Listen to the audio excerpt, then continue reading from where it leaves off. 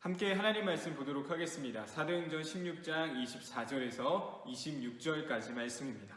사도행전 16장 24절에서 26절 말씀 한 목소리로 함께 읽어볼까요? 시작! 그가 이러한 명령을 받아 그들을 깊은 옥에 가두고 그 발을 착고에 든든히 채웠더니 한밤중에 바울과 실라가 기도하고 하나님을 찬송하며 죄수들이 듣더라. 이에 갑자기 큰 지진이 나서 옥터가 움직이고 문이 곧 다 열리며 모든 사람의 매인 것이 다 벗어진지라. 아멘.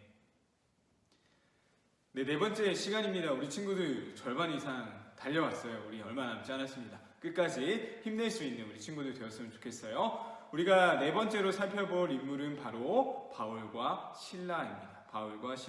바울과 실라의 기도를 통하여서 우리의 기도를 다시 한번 다짐해보고 기도문을 작성해보는 시간 되었으면 좋겠습니다. 빌립보라는 도시가 있었어요. 빌립보 도시에서 귀신 들린 자신의 종을 이용해서 종을 통해서 돈을 벌고 있던 한 주인이 있었습니다. 그런데 그 빌립보에서 복음을 전하던 사람들도 있었어요. 바로 바울과 실라였어요. 어느 날이었습니다. 지나가던 중에 그 귀신 들린 여종이 점을 치고 있는 것을 보게 되었어요. 바울과 실라는요, 그것을 그냥 두고만 볼 수 없었던 거예요. 그냥 지나칠 수 없었던 것이죠. 그래서 바울이 그 귀신 들린 여자에게 다가갔습니다.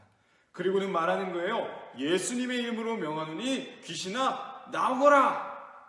자, 그 귀신이 나왔을까요? 바울이 선포한 대로, 바울이 기도한 대로 정말 그 귀신이 여종에게서 나오게 되었어요. 자, 귀신이 나왔습니다. 귀신 들린 여자가 다 나은 거예요. 기쁜 일일까요? 슬픈 일일까요? 당연히 기쁜 일이죠. 귀신 들린 여자가 나았으니까요. 그런데 이 여종의 주인에게는 이것이 결코 좋은 일이 될 수 없었어요. 왜냐? 더 이상 돈을 벌 수 없거든요. 주인의 마음은 내가 이제 무엇으로 돈을 벌어야 되지? 이상한 애들이 지나가다가 와서 왜 내 돈벌이를 망치는 거야? 라고 너무 화가 나기 시작했습니다. 괘씸한 마음이 들었어요. 그래서 그 괘씸한 마음에 바울과 실라를 지금 우리로 치면 경찰, 군인과 같은 사람들에게 신고한 거예요. 저기 이상한 사람들이 지금 돌아다니면서 이상한 말로 사람들을 유혹하고 다닙니다. 저 사람들 좀 잡아야 돼요. 라고 신고하게 되었던 거예요. 신고한 대로 바울과 실라는 진짜 잡히게 되었고요. 아주 심한 고문을 당하게 되었어요. 거기서 끝나는 것이 아니라 고문당한 후에 감옥에까지 갇히게 되었습니다. 이제 복음을 전하던 바울과 실라에겐 아무것도 할 수 없는, 포기할 수밖에 없는 상황이 되었던 거예요. 수갑을 찾고 깊은 굴 속에서, 깊은 감옥 속에서 경비병이 지키고 있는 그 감옥, 그곳에 갇히게 되었습니다. 그러던 중이었어요. 어디선가 저 깊은 감옥 속에서 어떠한 소리들이 들리기 시작하는 거예요. 성성성성성. 그 소리는 점점 더 커서 그 감옥에까지 전체가 울리게 되었습니다. 자, 죄송해요. 자, 그 소리는 어떤 소리였을까요? 네, 바로 바울과 실라의 찬양 소리였고 바울과 실라의 기도 소리였어요. 그곳에 있는 죄수들이 다 들을 수 있을 만큼 아주 큰 소리로 하나님께 기도하며 찬양했던 게 바로 바울과 실라였던 것이었죠. 자, 그렇게 바울과 실라의 기도가, 그 찬양이 울려 퍼지자 어떤 일이 벌어졌냐? 갑자기 땅이 마구마구 흔들리기 시작하는 거예요. 그 땅이 흔들리고 감옥이 흔들리기 시작했습니다. 더 놀라운 일이 벌어졌어요.